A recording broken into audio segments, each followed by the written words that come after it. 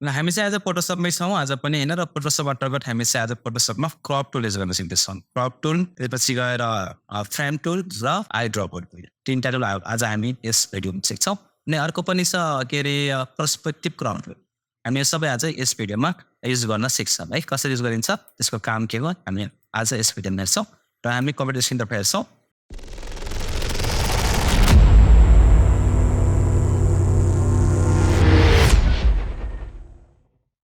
पहिला हामी फोटोसपमा गइहाल्छौँ फटाफट र सुरुमा म एउटा फोटो लिँदैछु यहाँबाट कुनै पनि एउटा फोटो है इक्जाम्पलको लागि म यहाँबाट यही फोटो लिएर इक्जाम्पलको लागि अब यो फोटो लिइसकेपछि हामीसँग यहाँनिर टुलबार अन्तर्गत यहाँनिर छ crop tool shortcut key C होइन यो क्रप टुल छ र यो क्रप टुल सेट गर्ने बित्तिकै यहाँ विभिन्न अप्सनहरू आउँछ यो अप्सन भनेको अब यहाँनिर यसको रेसियो दिएको छ अनि हाइट विथ रेजोल्युसन कसरी यो कति बाई कतिको इमेज बनाउने भन्ने कुरो हो अनि गएर त्यसपछि गएर आफै मेनुअली साइज राख्नु पऱ्यो भने हामीको मेनुअली साइज पनि राख्न सकिन्छ यो साइज राखेको हटाउनु पऱ्यो भने क्लियर पनि गर्न सकिन्छ होइन अब यो भनेको क्रप टुलको टुल प्लस यसको प्रपर्टीहरू भयो एक्चुअली यो क्रप टुलले काम गर्छ के काम गर्छ भनेपछि कुनै पनि इमेजको अनवान्टेड पोर्सनलाई क्रप गर्छ डिलिट गर्छ भनेर हटाउँछ होइन जस्तै यो इमेज छ मसँग र यो इमेज अन्तर्गत अब यति एक्स्ट्रा एरिया जुन छ यो यताको यो एरिया मलाई चाहियो यति मात्रै एरिया छैन अनि यताकोलाई हामीले डिलिट गर्नु पऱ्यो क्रप गर्नु पऱ्यो त्यो अवस्थामा चाहिँ हामी क्रप टुलको युज गर्छौँ होइन अरू विभिन्न कामको लागि पनि यसलाई युज गर्न सकिन्छ र यहाँनिर डिलिट कम्प्लिट पिक्सल्स भन्ने अप्सन पनि छ अर्को है यसलाई टिक गर्ने हो भने डिलिट गरिदिन्छ टिक नगर्ने भए चाहिँ यहीँ रहन्छ डिलिट हुँदैन म चाहिँ यो टिक लगाइराखेको छु अहिले अब सिम्पली हामी यसबाट यहाँबाट डाइरेक्टली यसरी घटाउन पनि पाइयो हामी म यो रेसियो भनेको छु है नत्र कि यसरी घट्दैन अब यो रेसियोमा छैन मानव हेर यो ओरिजिनल रेसियोमा लियो भने अब यहाँबाट घटाउने हो भने यस्तरी गर्छ फेरि यस्तरी गर्छ यो कुरा ख्याल गर्ने हामीले अब हामीलाई यति मात्रै चाहियो भने अब यस्तरी यो यहाँबाट बढाउँछौँ भन्छु भने फेरि पुरै बढ्छ यस्तो हुन्छ त्यसैले यो चाहिँ ख्याल गर्नु पऱ्यो यसको ओरिजिनल रेसियोमै घटबड हुन्छ यदि यसलाई चुज गरेको छ भने अनि 1 स्क्वायर छ अब यो भनेको स्क्वायरमा घटबड हुन्छ यसरी स्क्वायरमा भन्छ फेरि यसरी यसै यहाँनिर थुप्रै प्रिसेटहरू छ फ्रन्ट इमेज भनेको छ यहाँनिर फ्रन्ट इमेज होइन यो जुन इमेज छ त्यसकै रेसियोमा यो पनि गडबड हुन्छ यसको साइज यहाँनिर आइराखेको छ है र मैले रेसियो लिएको छु रेसियोमा चाहिँ हामी जसरी पनि राख्न सक्छौँ फ्रिली राख्न सक्छौँ फेरि 1 आइरहेको छ त्यसैले यो यसरी घटबड भइरहेको छ फेरि सँगै तर मलाई यो 1 चाहिएन यो मानौ मलाई चाहियो यतिको मात्रै चाहियो भनेपछि यो बढाउन मिलेको छैन भने यसलाई हामी क्लियर गर्न सक्छौँ क्लियर गरेर अब सार्ने हो भने यति मात्रै यसरी घटबड हुन्छ है यो कुरा चाहिँ क्लियर हुने हाम्रो यसरी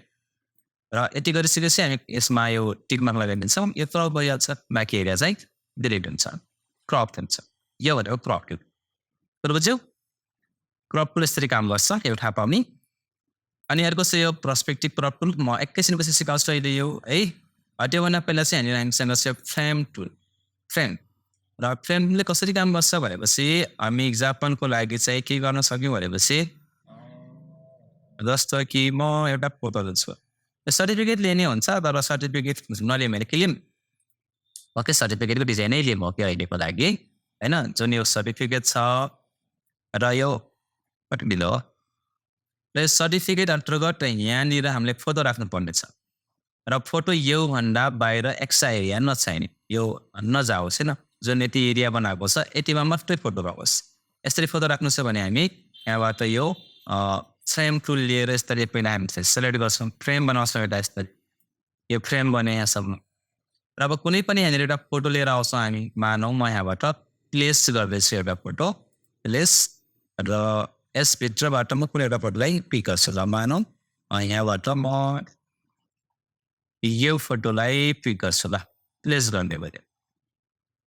यो फोटो डाइरेक्टली गएको हेर होइन त्यसभित्र गएर यसलाई मुभ गरे पनि योभन्दा यता सारेपछि हेर योभन्दा बाहिरको एरिया यसमा फोटोको एरिया यहाँसम्म छ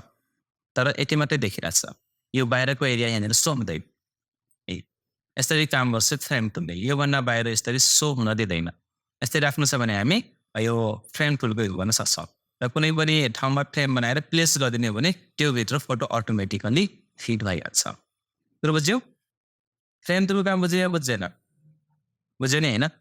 इक्जाम्पलको लागि एउटा अरू हेरौँ ल इक्जाम्पलको लागि एउटा अरू हेरौँ है ल जस्तै यहाँनिर मलाई एउटा मानव फोटो राख्नुपर्ने छ यहाँनिर यो फ्रेम बनाएर यति एरियामा फोटो राख्नुपर्ने छ मलाई यति एरियामा फोटो राख्नुपर्ने छ यो फ्रेम बनाइयो अनि फाइलमा गएर प्लेसमा गइयो यहाँनिर प्लेस इन्डिडे र यसमा गएर कुनै एउटा फोटो पिक्चर चुज गऱ्यो मानव होइन जस्तै कि यो इमेज होइन अहिले कुन इमेज दिनु तपाईँले ल यो इमेज दियो होइन र प्लेसमा क्लिक गरिदियो र अब यो यसभित्र यो फोटो प्लेस भइहाल्छ यस्तरी होइन त्यो बाहिर सुहाउँदैन यसरी काम गर्छ फ्रेम फिल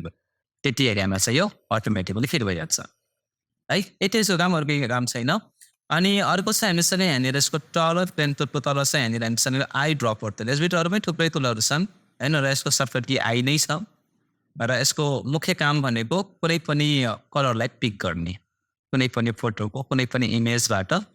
कलर पिक गर्ने होइन कलर पिकरको काम गर्छ जस्तै यो कलर मलाई चाहियो यहाँनिर सेम कलर चाहियो यहाँ हामी यो सेम कलर यहाँबाट यसरी बनाउन सक्छौँ र गाह्रो हुन्छ होइन यसरी हो यस्तै कलर बनाउन गाह्रो हुन्छ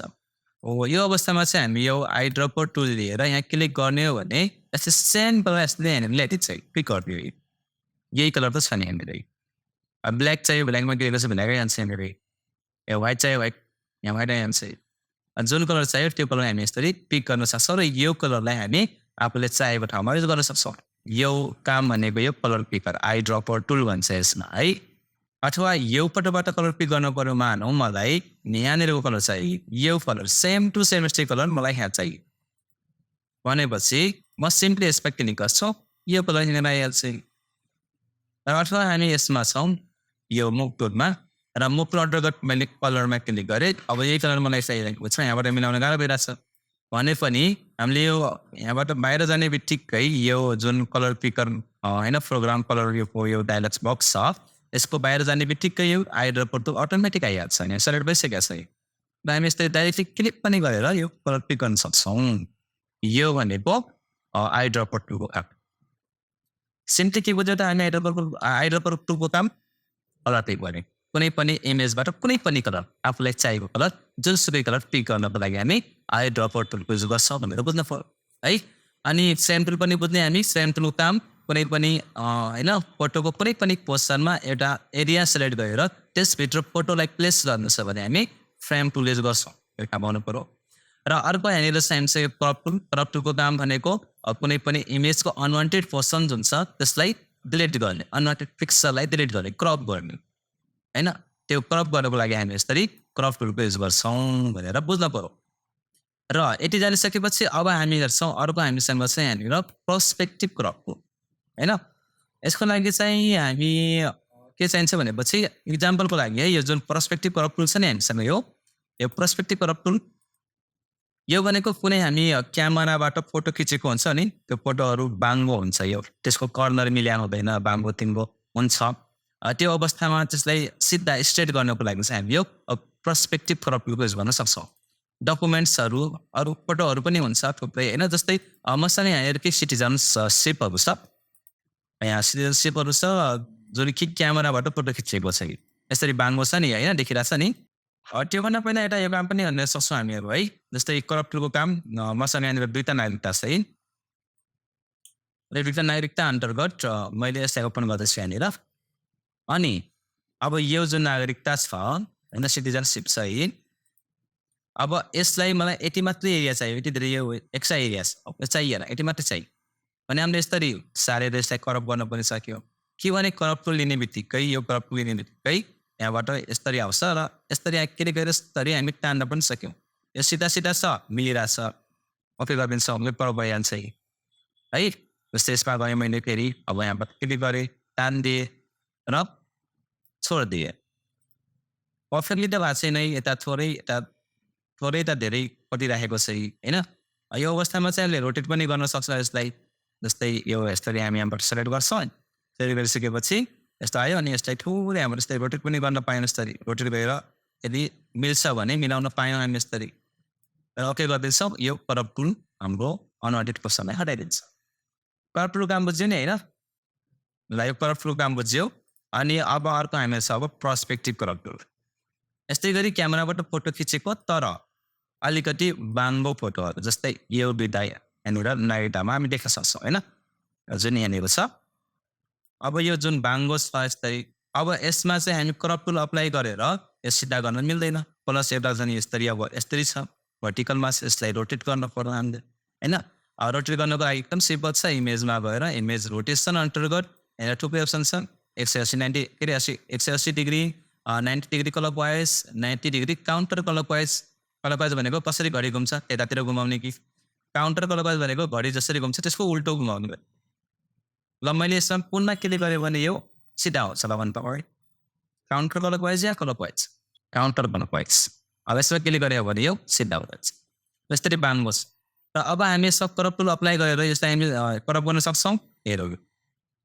अब यता माथि पुनः हेर्ने हो भने तलपट्टि रहेछ तल यता सार्ने भयो यता एक्स्ट्रा गरी के अरे एरिया गइरहेछ अब करप्ट टुल यसमा काम पर्दैन होइन यो अवस्थामा चाहिँ हामी युज गर्नुपर्ने हुन्छ पर्सपेक्टिभ करप्ट जुन यो बाङ्गो भएको फोटोहरूलाई सिधा गर्छ स्ट्रेन्ड गर्छ होइन कसरी काम गर्छ भनेपछि यो हामी यहाँबाट टुलबारबाट पर्सपेक्टिभ करप्ट टुल सेलेक्ट गर्छौँ यसको कर्नरमा क्लिक गर्छौँ यसरी चारवटै कुनामा यसरी जहाँ जहाँ यसको कर्नर छ यहाँ क्लिक गर्छौँ यस्तै डाइरेक्टली है यो अक्षरखेरि यो हेरेर है नपट्टि नै गऱ्यो यसरी यहाँसम्म आइरहेछ यसको अनि यहाँ गएर क्लिक यस्तै सार्नु छ भने पछि यस्तै एडजस्ट गर्न पनि पाइन्छ है यदि मिस्टेक भइहाल्यो भने यसरी हामी एडजस्ट गर्न पनि पायौँ र ओके गरेपछि यो स्ट्रेट भइहाल्छ भयो होइन यसरी हामी करप्ट गर्न सक्छौँ जस्तै अब यो फोटो पनि छ यसलाई यसरी गर्नु पऱ्यो भने यहाँबाट क्लिक यहाँ कुनामा क्लिक त्यसपछि यो कुनामा पनि क्लिक र यो कुनामा पनि क्लिक र के गर्दैछौँ यो पहिला यहाँसम्म छ जस्तो लागिरहेछ भने है र ओके यो हाम्रो करप्ट भएर आउँछ यसरी हामी करप्ट गर्न सक्छौँ है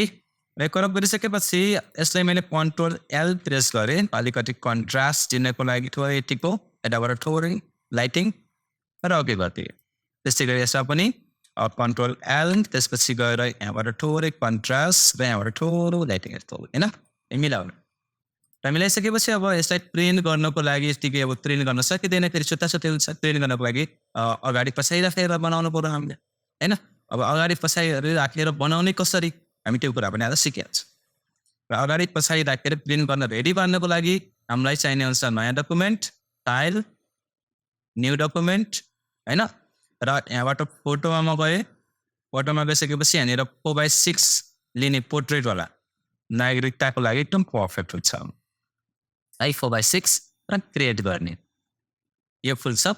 अब यसपछि अब यो नागरिकता लिने भयो अथवा यो लिने भयो कुन लिने म यो लिम ल यो लिन्छ नभए यो लिने के फरक परेन यसलाई अब दुई तरिकाले लग्न सक्छौँ हामी यसमा यहाँ डकुमेन्टमा है एउटा भनेको हामी कन्ट्रोल ए कन्ट्रोल सी अनि यसमा गएर कन्ट्रोल भी गर्न सक्छौँ यहाँनिर आइहाल्छ र अर्को भनेको यसको यो लेयर लक हटाउने ब्याकग्राउन्डलाई लेयर बनाउने र मुभ टुलले यसलाई मुभ गरेर उठाएर यसमा ल्याएर यहाँ ल्याएर छोड्ने जुन अस्ति नै हामी दुईवटा फोटोलाई ब्याकग्राउन्ड चेन्ज गरेर एउटै बनाउनु सिकेको थियौँ सेम प्रोसेस होइन र यसलाई ल्याइसकेपछि अब यो जुन छ यसको साइज अलिकति मिलेको छैन है यसलाई मिलाउनु पऱ्यो यो यहाँदेखि यहाँ टक्क मिल्नु पऱ्यो यहाँदेखि यहाँसम्म अनि यसको पनि कन्ट्रोल टी गएर यो यहाँदेखि यहाँसम्म आउनु पऱ्यो यस्तो यहाँदेखि यहाँसम्म यतिको राख्ने हो भने नागरिकताको रेसियो पनि बिग्रिँदैन र पर्फेक्ट साइजमा पनि आउँछ प्रिन्ट गर्ने हो भने है यतिको राखेर हामी अब यस्तै प्रिन्टको लागि रेडी पार्यौँ र अब यस्तै हामी फाइलमा गएर सेभ गर्छौँ र सेभमा गएर आफ्नो फोल्डर चुज गर्ने कहाँ फोल्डर सेभ गर्ने जस्तै मैले अहिले डेस्कटपमा राख्दैछु र कस्तो नागरिकता अब यहाँनिर नाम लेखिन सक्यौँ होइन र यसलाई जेपिजीमा राख्छु मैले सेभ गरेर अब हुँदैन यसमा फेरि है नयाँ फोटोसपमा सेभ कपी गर्नुपर्छ यसमा 2023 मा त्यसपछि गएर डेस्कटप नाम त्यसपछि यहाँबाट जेपिजी र सेभमा क्लिक गर्ने हो त्यसपछि यसले क्वालिटी सोध्छ कति क्वालिटीमा राख्ने हो र ओके गरेपछि यो सेभ हुन्छ र यो मेरो डेस्कटपमा सेभ भइसक्यो यहाँनिर मैले नाम के लेखाएको थिएँ यहाँ छ होइन यसरी हाम्रो यो सेभ हुन्छ र यसरी हामी यो तयार पाएर अब प्रिन्टको लागि रेडी भन्न सक्छौँ र प्रिन्ट गर्ने नै हो भने पनि अब यसलाई राइट क्लिक गरेर होइन प्रिन्टमा क्लिक गरेर त्यसपछि यो खुल्छ अनि यसको अब सेटिङहरू आइरहेको छ यो केबाट प्रिन्ट गर्ने भन्ने कुरो म यसलाई अब मेरो प्रिन्टर यो हो प्रिन्ट लिएर अनि यसलाई म A4 साइज लिएँ कुन क्वालिटीमा प्रिन्ट गर्ने हो र यहाँबाट एउटा पेज अब फुलमा आउँछ फेरि यति चाहिएन म 2वटा लिन्छु र यहाँनिर 2 कपी गरिदिन्छु त्यसपछि यहाँनिर 2वटा प्रिन्ट भएर आउँछ प्रिन्ट गर्ने बित्तिकै त्यो प्रिन्ट भएर आइहाल्छ एकदम पर्फेक्ट हैन यसरी हामी नाइटालाई प्रिन्टको लागि रेडी पार्न सक्छौँ अब यो क्लिक गर्ने बित्तिकै प्रिन्ट भइगयो हैन ओके यसरी हामी चाहिँ नागरिकतालाई प्रिन्टको लागि रेडी पार्न सक्छौँ है ल आज हामी यो काम गर्न सिक्छौँ है नागरिकता यो क्रप टुल युज गर्दै सिधा छ भने क्रप टुल सिधै युज गरेर मिलाउन जान्ने